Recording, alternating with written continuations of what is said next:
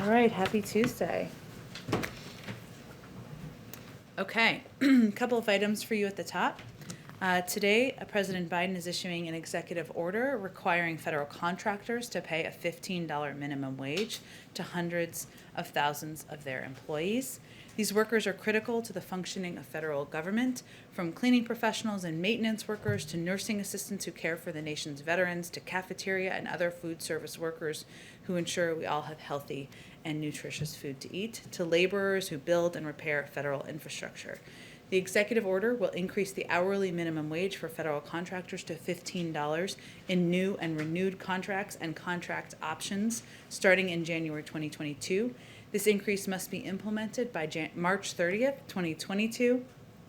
Continue to index the minimum wage to an inflation measure so it keeps up the cost of living with the cost of living. Eliminate the tipped minimum wage for federal contractors by 2024. Ensure a $15 minimum wage for federal contractors with disabilities, and restore minimum wage protections to outfitters and guides operating on federal lands. Also, as you may remember, and I think this announcement just went out, but President Biden signed a Made in America executive order directing federal agencies to ensure taxpayer dollars supporting American manufacturing. We've been, of course, hard at work delivering on that commitment, and today the President announced the appointment of Celeste Drake as the nation's first Made in America director, which I think is a great title. As Made in America director within the Office of Management and Budget, she will make sure agencies follow the President's ambitious Buy American commitment and will help continue the work to carry out his bold Made in America agenda. Also today, two more items here. Thanks to the American Rescue Plan, the Department of Health and Human Services is announcing the availability of $1 billion for the construction and renovation of community health centers. The funding builds on President Biden's commitment to ensuring equity and access to COVID-19 response efforts and high-quality primary health care services. Community health centers are a critical pipeline, as we've talked about a bit in here before, for our COVID-19 vaccination efforts, and all over the nation's nearly 1,400 Health Resources and Services Administration funded health centers will be eligible for these funds. Finally, following the President's address to the joint session of Congress, we are launching the Getting America Back on Track tour to highlight the successes of the first 100 days in addressing the crises facing our country, vaccinating America to beat the pandemic, more than 200 million Americans to be exact, delivering much needed financial help to American families, making transformative investments to rescue and rebuild our economy, and fundamentally showing the government can deliver for people. We'll also use the tour to take the case directly to the American people about the vital need for action on the jobs plan and the families plan, which the President will be laying out in detail tomorrow evening, so we can make badly needed investments in the financial security of middle-class families, as well as in jobs, growth, and competitiveness. After the joint session, the President, Vice President, First Lady, Second Gentleman, and Cabinet members will fan out across the country. On Thursday, as you know, the President and First Lady will travel to Georgia, and the Vice President will go to Baltimore. On Friday, the President will travel to Philadelphia, Pennsylvania. The Vice President will go to Ohio, and the Second Gentleman will head to North Carolina. They will be traveling, of course, next week as well, and we will announce additional stops then. Hello, Josh. Go ahead. Kick us off. Thanks so much, Jen. The census recently came out and reallocated congressional seats. Does the White House share the concerns that Hispanics were undercounted as part of the census?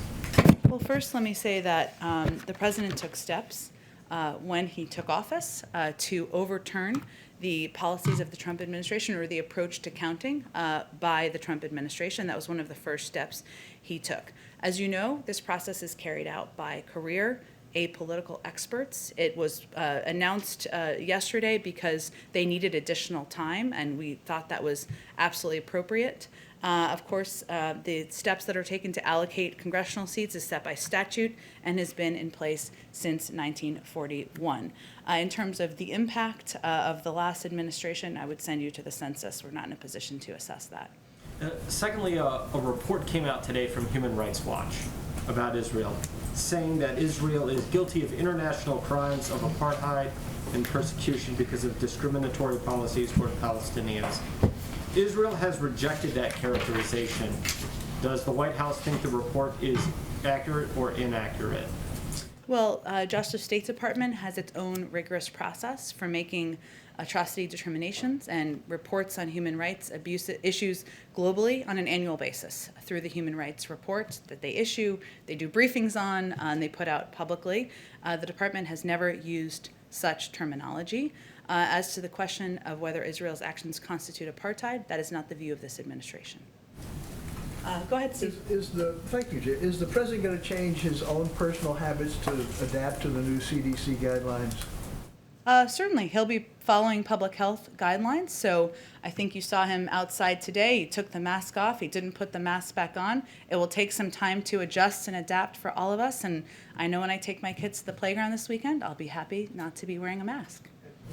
What about indoors? Is he changing anything about indoors? Well, the guidance, as you know, that was put out, it was more about mask wearing outside. If you're vaccinated and you wear a mask inside, then you can go to gyms and restaurants and things along those lines. We will still adhere until there's different guidelines, abide by the recommendations of the CDC as it relates to workplaces.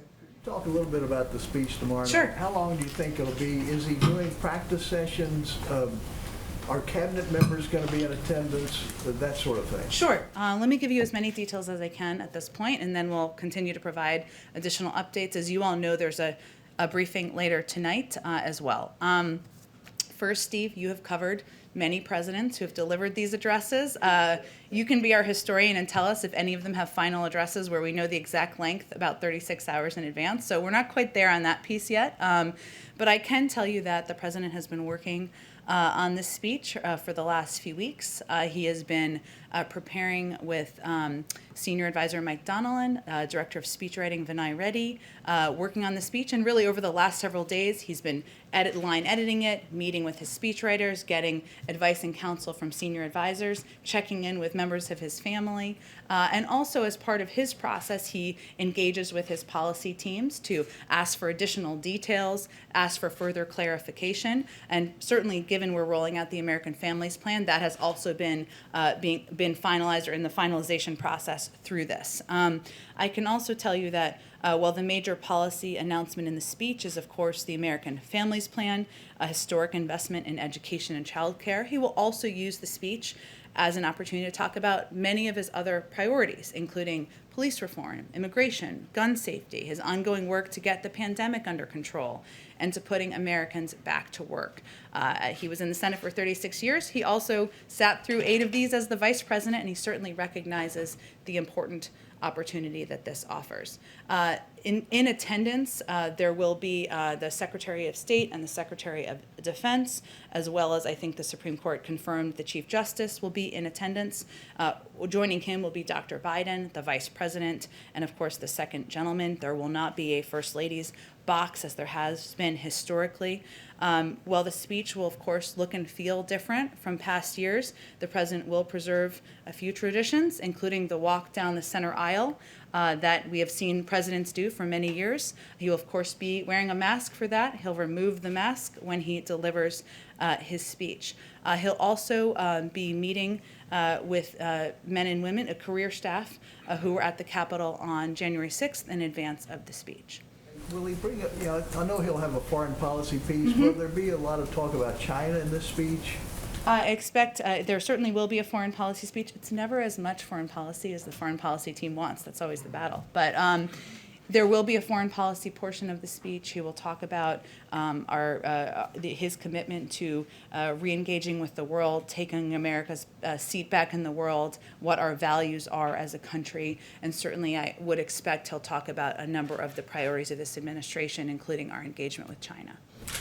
Go ahead, Peter. Just for clarity, since the whole cabinet isn't going to be there, in the past there would be a designated survivor, as they say. Is there a designated survivor on a night like tomorrow night, and who would that be? There does not need to be a designated survivor because the cabinet will be watching from their offices or home, but they will not be joining him for the speech. The highest ranking person who's not present there, I guess we'll sort that out for ourselves thereafter. Let me ask you about the president's remarks earlier. Obviously, this White House, this administration has spent so much time trying to get Americans to wear masks. Right now, with only roughly a third of the American population fully vaccinated, are there concerns that this could cause in some form a resurgence or that this relies on the honor system and thereby could cause any uptick in COVID?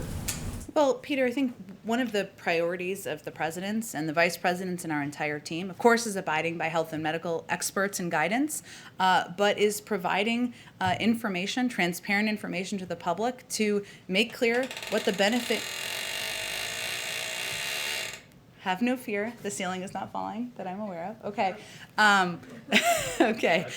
I trust you. Hopefully, it's an old building.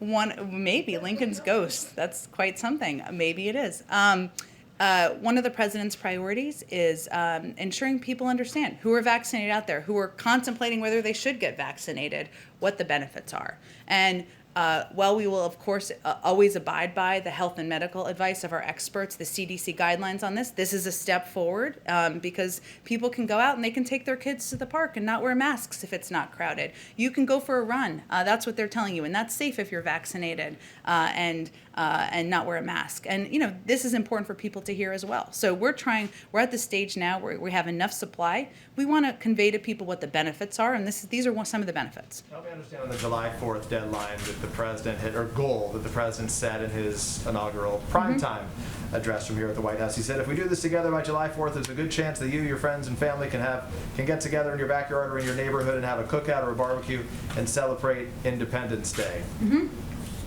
Didn't we sort of erase that deadline in some ways and say right now, for those vaccinated, that day is here? Well, I think it's clear that, as it has been clear for some time, the guidelines from the CDC several weeks ago was also if your neighbors are vaccinated, you can be inside and have dinner with them. What he's trying to convey to the public is when the vaccine is available, when he made that announcement, when the vaccine is broadly available, which it now is to the public as of April 19th, encourage your friends to get vaccinated. Encourage your neighbors to get vaccinated. We know that that's one of the most impactful ways to get people to pharmacies, to their doctor's office to do that, so we can have a barbecue on July 4th. So yes, there are some communities, some people whose neighbors are vaccinated. They can all gather if there's a, April 30th barbecue. But July 4th is here for some, but not for all is the point. Well, the incentive is to get vaccinated so that you can enjoy the benefits of being vaccinated. Let me ask you, if I can, really quickly about as it relates to Novavax and to AstraZeneca. The White House said that it would be providing 60 million doses to other countries. Has the administration communicated to AstraZeneca or to Novavax that they don't need to rush ahead in their effort to get a EUA right now, in that you're going to be giving it elsewhere? Well, first, I think we see that as a separate process. They have not applied for an EUA, and nor obviously have they been granted one.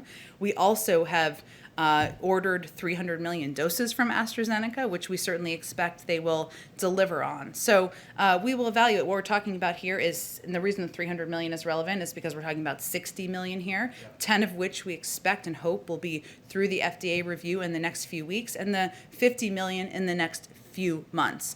But they will decide when they apply for an EUA. We're talking about doses that have not yet been approved that we are going to supply to give to the global community. Thanks, Jim. Go ahead.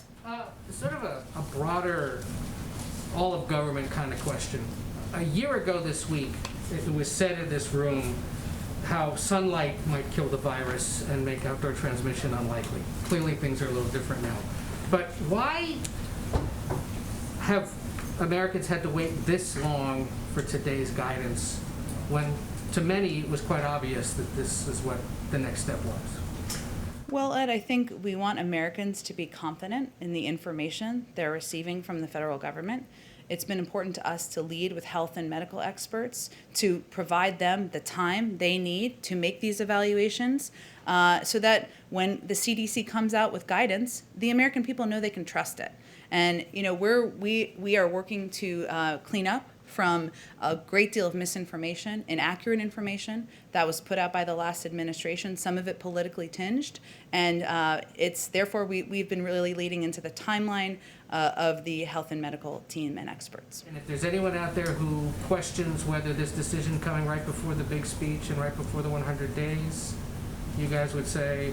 I can assure you that the CDC makes decisions and does evaluations on their own timeline. A few other COVID things. Can you confirm whether the administration still plans to buy 100 million more doses of Johnson & Johnson's vaccine? I don't think anything has changed about our plans. No idea why there's a delay then in doing so? A delay in their delivery or a delay in purchasing? Both. I'll check on that for you, Ed. Why, the India decision this week, and the president just spoke to it, why wasn't a similar announcement to send resources or help made when Brazil had its outbreak earlier this year? And we know they too were sort of clamoring for international assistance. Well, Ed, I can speak to kind of where we are obviously we're a provider, as you know, of a great deal of public health assistance to India, but also to Brazil. Our focus, our availability at this point of providing certain kinds of resources, including the materials to make vaccine, may not have been at that point several months ago, but I'd have to talk to our team about what the specific requests were and what they feel were not met. And I'm asking this one on behalf of our Miami TV station. Okay. You may have seen this report about a private school in Miami that's telling its staff and teachers not to get the COVID vaccine, and they're threatening to terminate their employment if they do get it. Means teachers are being forced to choose between their job and their health. Obviously, there's not much the White House specifically can do. Does it have any comment on this situation, and any idea if there's anything federal authorities can do to help the teachers in this case? That's a good question. In terms of helping the teachers, I'll have to check with the Department of Education. I'd send you to them as well, of course. Obviously, our objective is continuing to convey that it's important to abide by public health guidelines, that they're in place for a reason, that they are not done through a political prism. They are done by medical experts, by health experts, intended to keep children safe, keep parents safe, keep teachers safe, keep communities safe, which is why we recommend people abide by them. Go ahead. Thanks, Jen. I want to start with a follow-up on the COVID vaccine, specifically the AstraZeneca doses that are going abroad. I want to clarify something you said yesterday about COVAX. And Yeah. can you just say whether the U.S. is considering distributing those doses to other countries through COVAX, or are you only focusing on distributing them on country-by-country basis directly? We expect it to be a combination. We're still developing our plans and what that looks like. And again, as I alluded to earlier, we're talking about 10 million doses if it goes through FDA review in the next few weeks. So it's not today. We have 0 doses available today, and then another 50 million in several months. So we have some time to develop what our plan is and meet whatever the needs are at that moment in time.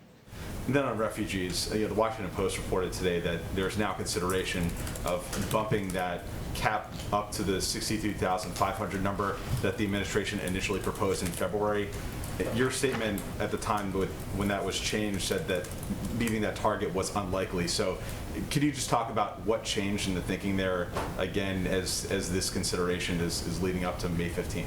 Sure. Well, we've long said, or said for the last several weeks, that the president had every intention of announcing a new cap, and that he would do that in advance of May 15th, and we are certainly continue to be on track toward that. In terms of our considerations over time, we inherited an incredibly broken system. It left us with and the president and others, with some skepticism about what the system would bear. Hence, our announcement a couple of weeks ago was meant to be a first step, focused on announcing the resumption of flights, and also the overturning of the xenophobic policies of the last administration that prevented refugees from applying from Africa and the Middle East. That has changed. That was the biggest hindrance to refugees being able to apply from that part of the world, or in general, but from that part of the world. One of the considerations at this point in time, as we're determining what the cap will look like, is what message we're sending to the world. And we are a country under the Biden-Harris administration where we want to send a clear message. We are welcoming refugees. We want to send that message to the world. We want to send that message to the refugee community and to organizations that have been underfunded, that have had their muscles atrophied over the past couple of years where that was not a primary focus. We also want to send a message that the president has long been committed to the 125,000 cap that he has set, has always consistently been his objective since February for the next fiscal year. 62.5 was always meant to be a down payment on that, so those are the considerations as we make a determination about the cap that we're setting. But would you now say getting to that 62.5 number this fiscal year is likely rather than unlikely? I would say that whatever the cap is, if the cap is close to that or at that, it will continue to be challenging. But there are considerations, including the message we're sending to the world, and also the need to get the muscles working in the system, in the federal government, but also with all of the important partners out there in the United States and around the world that play an important role in refugees traveling to the United States. I'll help enable them to raise money, help enable them to hire staff, and get their systems ready so we can meet that 125 cap next year. Go ahead. On India and the explosion of COVID cases there, the UK and Canada have already instituted a travel ban in regards to India. Why isn't the US doing the same? We would make those determinations based on the advice of our health and medical team. They haven't made that determination at this point. And we are hearing reports of places where vaccine supply is outstripping demand. In Iowa, for instance, they're now declining a new shipment of vaccine because the demand isn't there. If this continues, would the administration consider shipping more doses overseas? Well, we always expected to hit that point, and we're in a new stage at this point in time, as you alluded to, Mary, where we don't have a supply challenge. Now our challenge is ensuring we're meeting people where they are, we're getting into these communities, we're continuing to increase confidence, which we've seen an increase in a range of communities, black and brown communities, as well as more conservative white communities, which is a good sign, but there's more work to be done.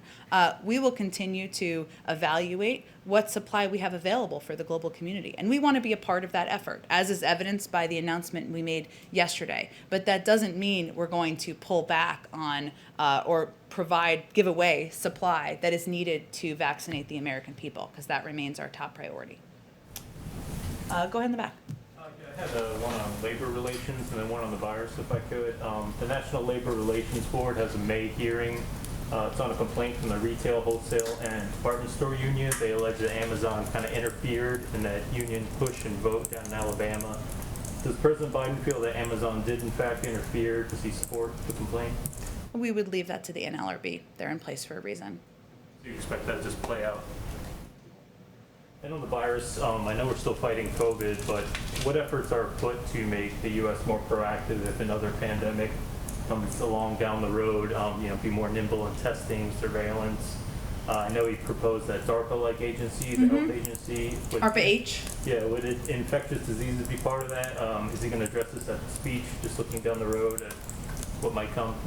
ARPA-H is an issue and an endeavor that is close to the president's heart. He's talked about it quite a bit. It could be a part of the speech, but we're still finalizing what that looks like.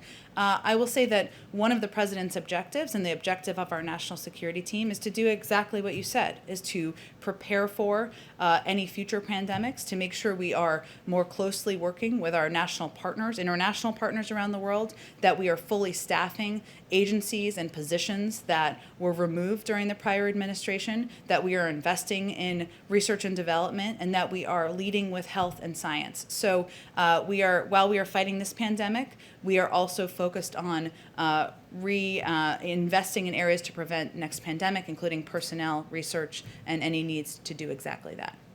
Go ahead. Hey, so just a question.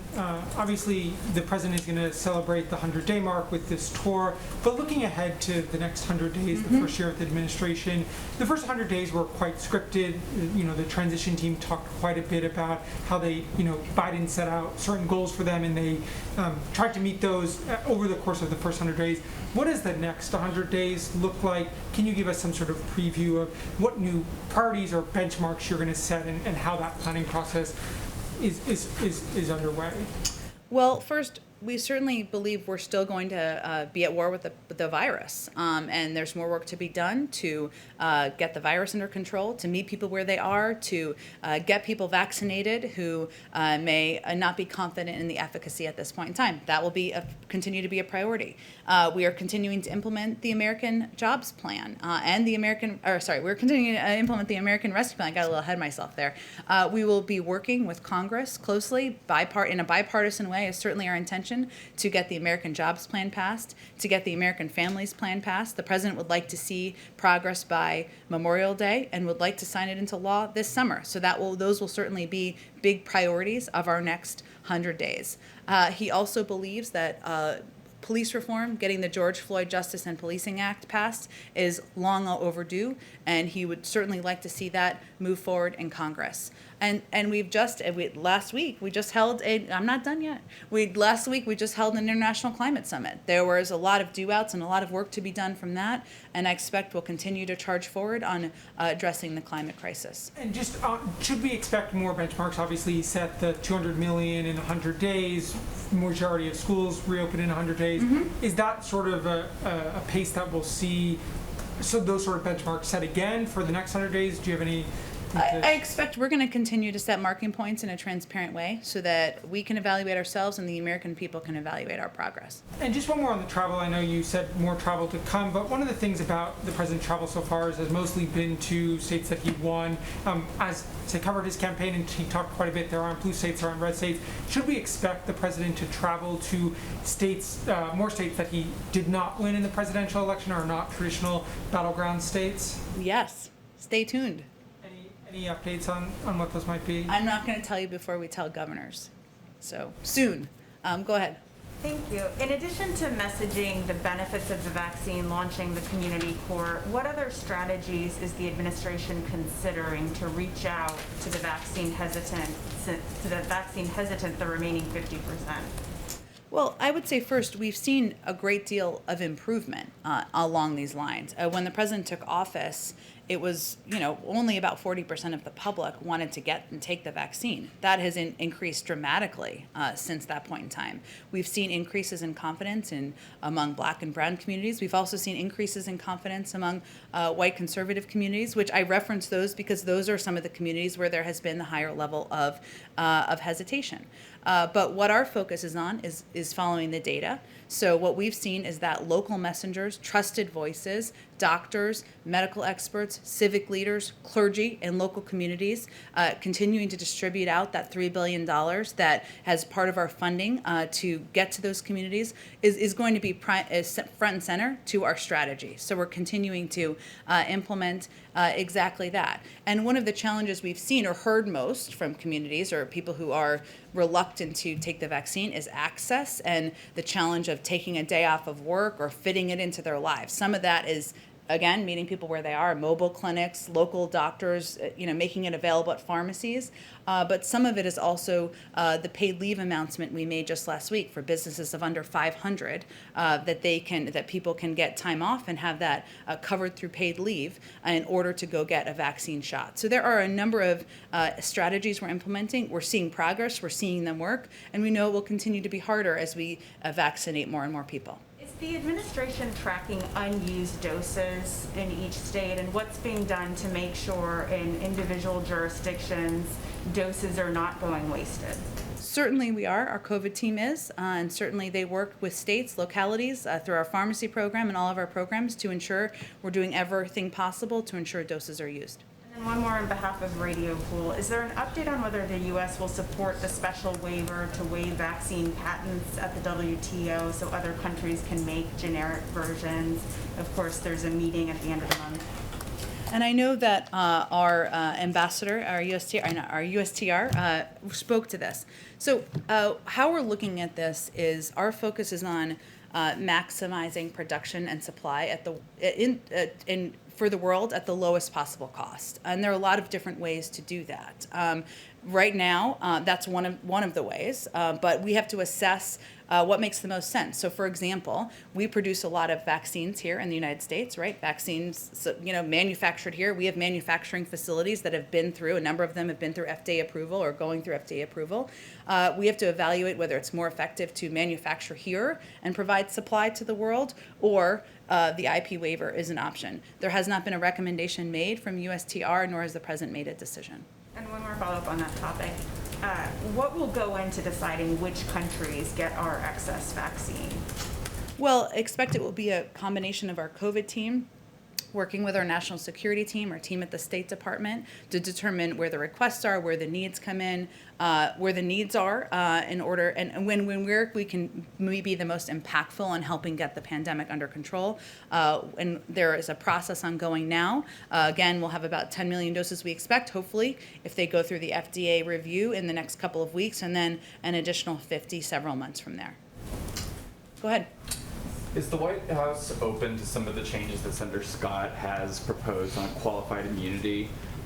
In particular, is the White House open to making it so that lawsuits can be brought against police departments as opposed to just police officers? Well, the White House and the President are strong supporters of the George Floyd Justice and Policing Act that has passed the House. We have every confidence in the negotiations that are happening between members of the House and the Senate, and we will make an evaluation once those hopefully conclude.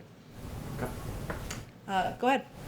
Thanks, Jen. Two questions. First, on the virus and related to the new guidance on the masks. Yeah. Does this mean that there will also be a revision to the president's order on mask use in federal facilities? For instance, will the National Park Service be easing the guidelines for where you have to wear a mask when you're outside on a trail or at an overlook in a national park or anything like that?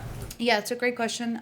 Just like many states will be looking at the new guidance. I know, obviously, federal entities will be very closely looking at the guidance. We'll have to check and see what the status of that is. But obviously, federal agencies, the National Park Service and others certainly look at, and the president looks at the guidance put out by the CDC and expect there'll be adjustments accordingly. But we'll have to check on the status of those or timeline.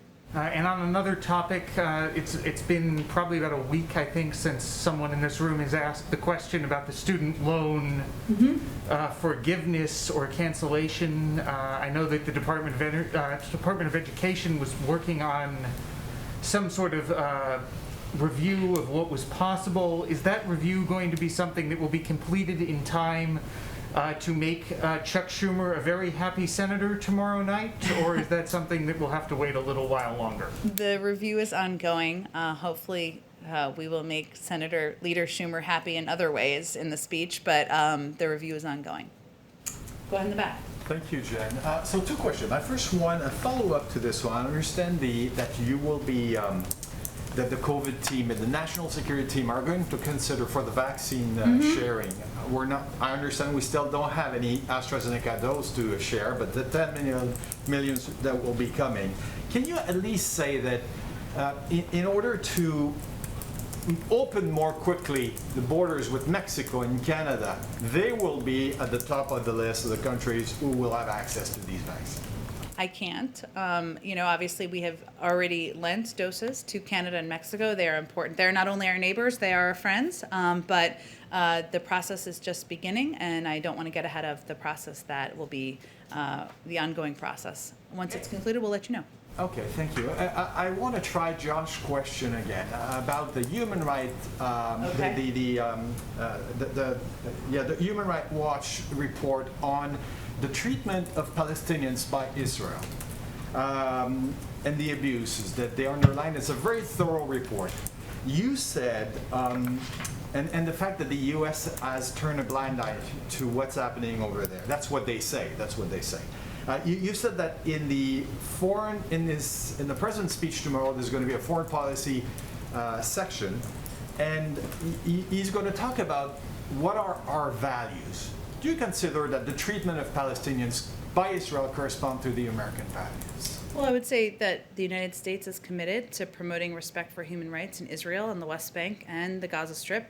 And we have an enduring partner. We also have an enduring partnership with Israel and discuss a wide range of issues with the Israeli government, including those related to human rights. So I was really responding specifically to Josh's question, but it's important to reiterate that. So appreciate you giving me the opportunity to do that. Go ahead. Good afternoon. Just a few questions for you. Has the president decided who he wants to see serve as the next U.S. ambassador to the Holy See, and what are his criteria in choosing that person? I don't have any personnel announcements to make. I know that's, of course, an important one, but we've announced just a couple of ambassadors, and hopefully we'll have more in the coming months. We will have more in the coming months. If I may follow up, would he pick someone pro-life? Would he pick someone pro-life? I don't have any more details on who the president may or may not pick for that important role. Okay, next question. As you well know, the administration just lifted the ban on researchers using fetal tissue from elective abortions. And the U.S. Conference of Catholic Bishops, the leaders of the president's own faith, said in reaction, "It is deeply offensive, quote, to millions of Americans for our tax dollars to be used for research that collaborates with an industry built on the taking of innocent lives. How does the White House respond to that criticism?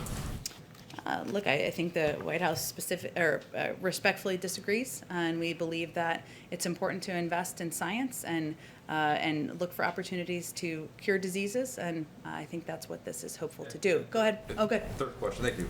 I'm getting here too often because of the COVID restrictions. Sure. So thank you very much. Okay. You may be aware of this. The LGBTQ community is suing the U.S. Department of Education, saying they say the religious exemption rule under Title IX is unconstitutional. I don't know if you're familiar with that case, but what is the administration's response to that? In other words, will you stand behind that religious exemption? I'll have to check with our legal team. In generally speaking, we support LGBTQ rights and believe that, especially for children, and children should be able to play sports, including children and members of the LGBTQ community, of course. That religious exemption the White House stands behind? I don't have anything more on it. I'll check with our team. Go ahead. Thanks, Jen. I wanted to follow up first on qualified immunity. Is the president committed to signing policing legislation if that bipartisan working group that includes Karen Bass and Tim Scott are able to come to an agreement and get something passed in Congress? Is he committed to signing that? Well, he has every trust and confidence in Karen Bass and appreciates the work of Senator Booker, Senator Scott as well. He, again, is a supporter of the George Floyd Justice and Policing Act that has passed the House, and we're not going to negotiate from here. We'll see what comes through their negotiations. And as far as his speech tomorrow to the joint session of Congress is concerned, I heard you earlier talk about some of the folks who had been involved in helping him write that. Mm-hmm. Did the Vice President help him write that in any way, review any parts of that? How was she involved in the speech tomorrow? Sure, the Vice President always has a role in advising the President, of course, on policy, on how he's communicating to the American people on a range of issues that are huge priorities to this administration. And certainly she will have a touch in the speech that the President delivers tomorrow night. I didn't include her only because I was including kind of staff and the speech writing team. Final question also on the Vice President. The President today talked about vaccine skepticism or hesitancy in his speech. Mm-hmm. The Vice President, that was supposed to be part of her portfolio, and she's done events on that in the past. Has he asked her to do anything specific to help with this problem, vaccine skepticism, especially now that all Americans are eligible for the vaccine?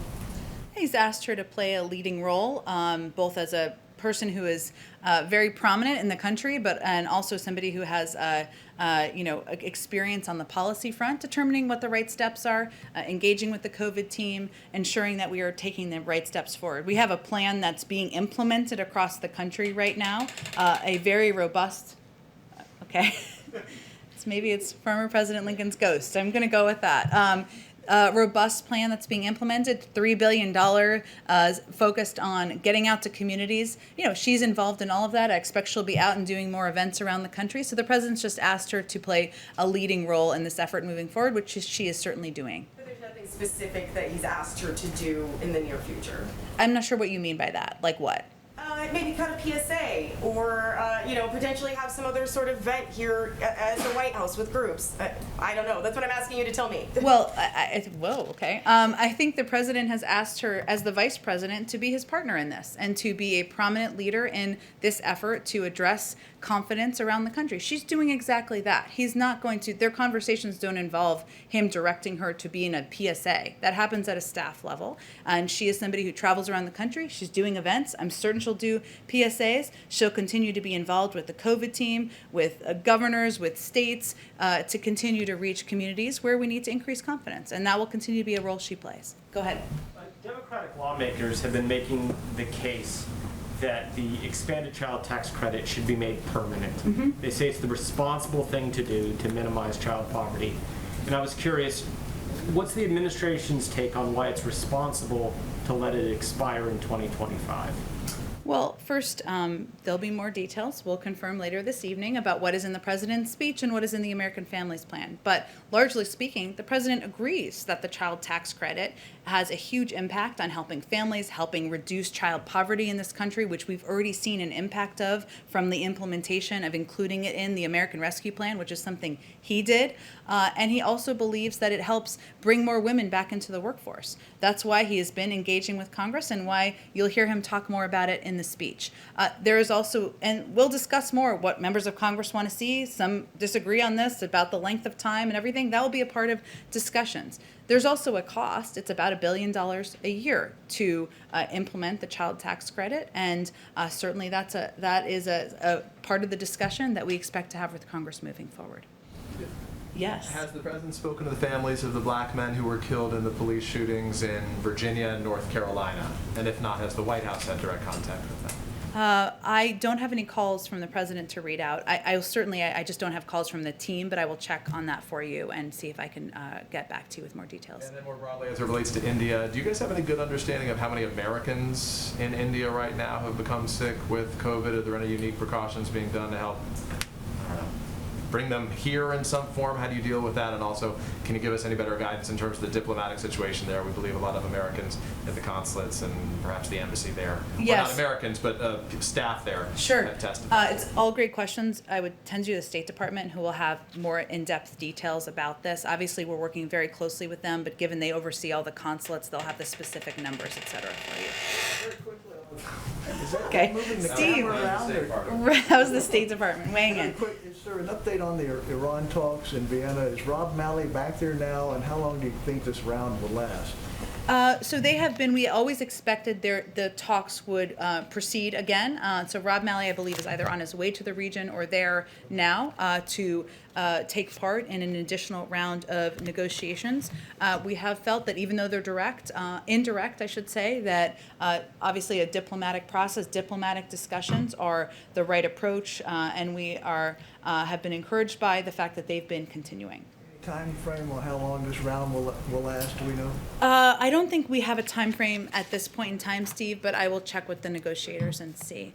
Okay. One thing on the mask mandate that a observant colleague just called out. Okay. You have a order in place that requires masks at all federal buildings and all federal lands. Yeah.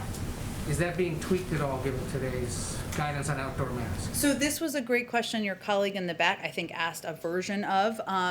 Obviously, the federal government will be certainly looking at the CDC as we make changes or implement these policies. I just have to check on the timeline of that. Yeah. Go ahead. While we've been in this briefing, the White House, someone else in this building put out a list of nominees, including Ed Gonzalez, the sheriff in Harris County, Texas, to be the head of Immigration and Customs Enforcement. Do you have anything to say about that selection or about where that should be on the priority list for the Senate's consideration? Well, certainly, we encourage the Senate to not only consider but confirm qualified nominees. We certainly consider him one of them, but the president looks forward to having someone in place in this position, and it certainly indicates a priority that we've put it out today. Okay. Yes, go ahead. Anything more you can say the president teased to more information next week in terms of getting the country closer to normal by July 4th? What should we expect in terms of additional updates or guidance? Well, we rely on the timeline and the guidance of our health and medical experts. So I'm not sure they will give you too much guidelines or too much ahead of time, but the CDC, we would wait for the CDC to provide any additional guidelines, and we'll continue to provide updates from here from the president as appropriate as we get new advice from our health and medical teams. Okay. Thank you, everyone.